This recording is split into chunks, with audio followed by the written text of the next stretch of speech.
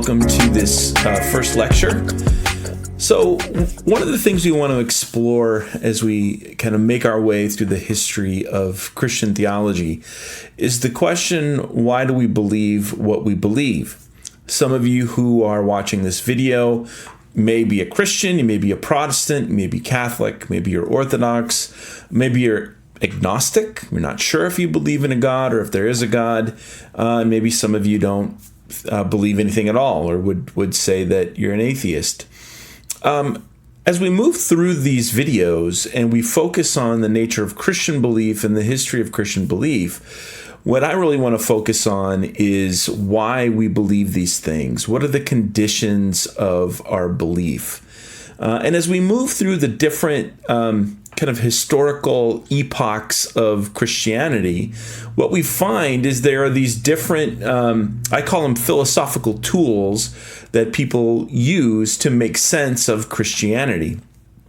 We'll spend some time with Augustine, for example, who used the philosophical tools of Neoplatonism. We'll spend some time on Thomas Aquinas, who uses Aristotle. And then as we get into modern and contemporary theology, we'll explore some of the philosophical tools that they use or perspectives that they use. Now, I'm not trying to reduce Christianity to philosophy or to kind of cultural or social ways of thinking, but it is important for us to think about how we interpret the biblical revelation of who God is in Jesus Christ.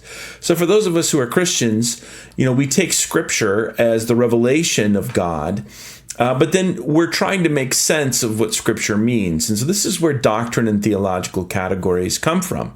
We're always trying to kind of interpret and make sense and use language to talk about why we believe these things or how we believe these things.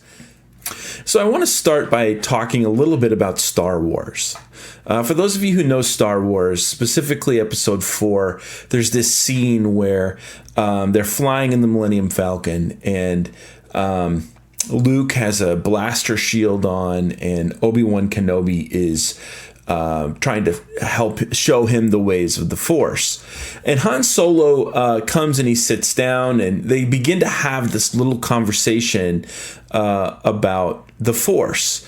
And so one of the questions that I want to put before you is whether or not you find yourself more like a Han Solo type character or an Obi-Wan Kenobi type of character. And so I have two quotes for you. The first one comes from Obi-Wan Kenobi or Ben Kenobi as he's talking to Luke about what the Force is. He says, "The Force is what gives a Jedi his power. It's an energy field created by all living things. It surrounds us and penetrates us. It binds the galaxy together." In other words, what Ben Kenobi is saying to Luke is that there is more to the galaxy or the cosmos than just physical stuff. There are forces at work in the world, and these forces interact with and engage us. And this is what Ben Kenobi is inviting Luke into. And he wants Luke to see the world or the cosmos or the galaxy from that perspective. In response, Han Solo says, "Hokey religions and ancient weapons are no match for a good blaster at your side, kid." In other words, Han Solo is a skeptic. But more than that, Han Solo uses technology. He wants a blaster. He sees the world as nothing more than material things and believes that the only force at work in the world is power. Now, by the end of all the Star Wars stuff before Han Solo dies, you get this confession that, it's true, every bit of it. So he has this kind of conversion experience. But here in Episode 4, they represent two different ways of thinking about or looking at the world. And what I want to suggest to you is that Han Solo and Ben Kenobi can provide a way for us to think about the philosophical tools we use to make sense of Christian belief. So when we go back into the world of Augustine and Thomas Aquinas, for example, there certainly was this sense that there was a spiritual dimension to the world, and there was a participation of the material into the spiritual. And we'll get into that when we talk a little bit about the Platonic forms and how all of that kind of laid over Christianity, or Augustine lays Christianity and Scripture over that Neoplatonic perspective. But then by the time we get to the Reformation and past into modernity and the Enlightenment, what we end up with is a world in which it's been cut off from that spiritual dimension. So what we have are material conditions, and so we should pay attention more to the material conditions. So for those of us who live in the West, we've been more influenced by that latter one, this sense of cutting off the world from any participation in a higher spiritual reality, even for Christians, as we'll talk about. But one of the things that I want to talk about in this context is the question of people leaving Christianity or leaving the church or leaving faith. So Pew Research has done all of this stuff and shown that increasingly people check the none of the above box when they're asked about their religious beliefs. And the question is, why is this happening? Why is there a decrease in the number of people who are connected to institutional forms of Christianity or religion or faith, and more people are kind of moving away from it? One of the philosophers that I've found really helpful to kind of think through some of these things is Charles Taylor. He wrote this big book called A Secular Age, about 700 pages, in which he's exploring this very question. How do we go from the world of Martin Luther, where you could not believe in God? In other words, the society and the cultural frame was set up in such a way that you did believe in God. The church was the center of the world. To a world today in the West, it's different from other cultures, but in the West, certainly, atheism is much more plausible, and people are leaving kind of institutionalized forms of religion.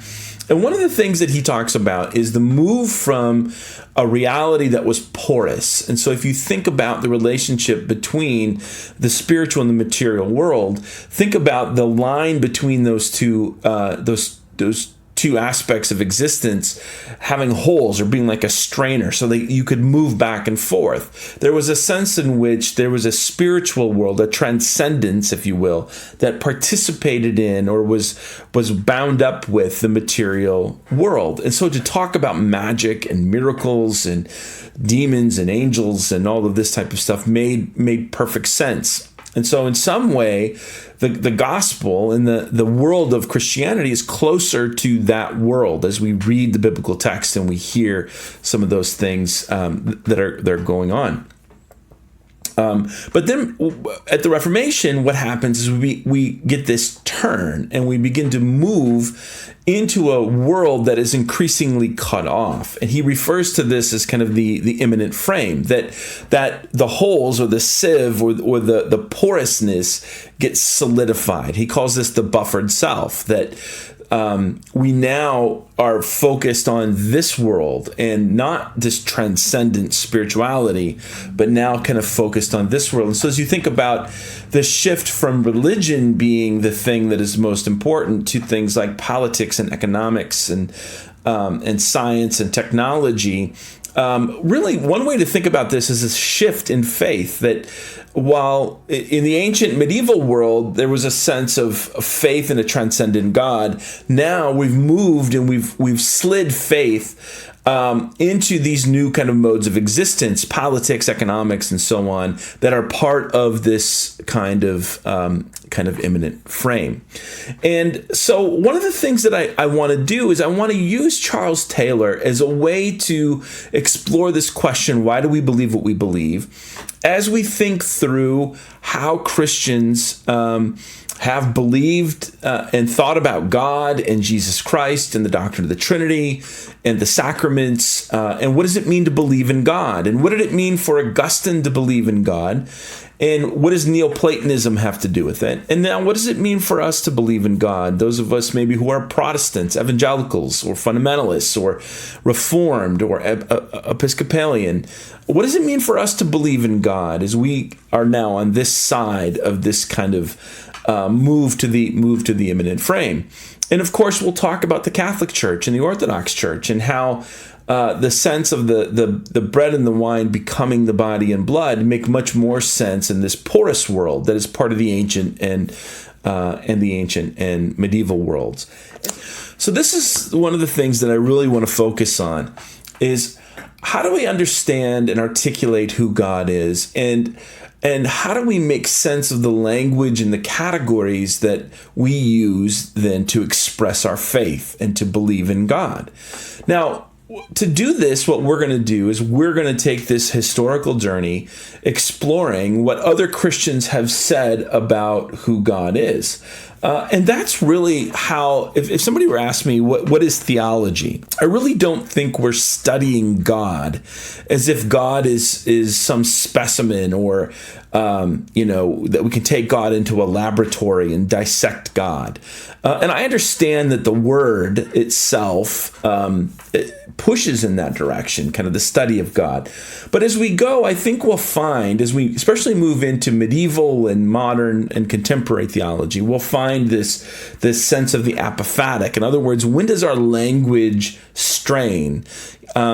We can use language to talk about God. At the same time, we've got to be careful that we don't reduce God to the language that we have or the philosophical categories that we have. So we want to talk about the philosophical tools we use, but do it in a way where it's accenting the language of faith and how different traditions, different groups of people at different times have talked about who God is and give an expression to that.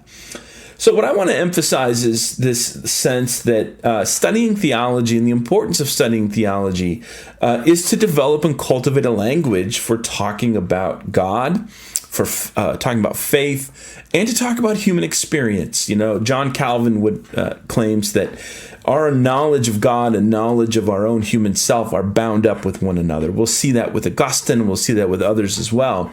But doing theology is to talk about God and the revelation of God, but then it gets at, what does it mean to be a human creature, and what does it mean to live in this world? What is a life, and why do we live it? But we also want to engage other people's experiences of God. And so one of the reasons to do this historically is to spend some time trying to better understand what did some of the ancient Christians believe about who God is and what it means to live as a Christian. What does it mean to be Roman Catholic? Some of you watching this video may be Catholic. And for some Protestants, you may be wondering, well, what is Catholicism all about? And vice versa. What does it mean to be Protestant? What does it mean to be Reformed? What does it mean to be Anabaptist? And so trying to wrestle through these different experiences of God. And I think one of the reasons why we read theologians isn't necessarily because they're better or more spiritual than us, but they also have had experiences of God. And I think it's important that we recognize the Christian community in its breadth. And we take the time to think about other people's experiences and how can they help give me language to be able to talk about my own experience of God. But then beyond that, it's about how do we engage this world? What is the meaning of existence? What is reality? How should we speak about God's relationship to the created world? And then how does it speak to our own relationship with the created world?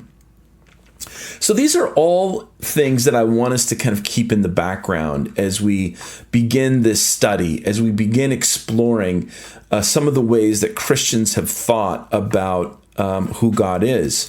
And we'll begin with the ancient Christians. We'll begin with that period right after the early church.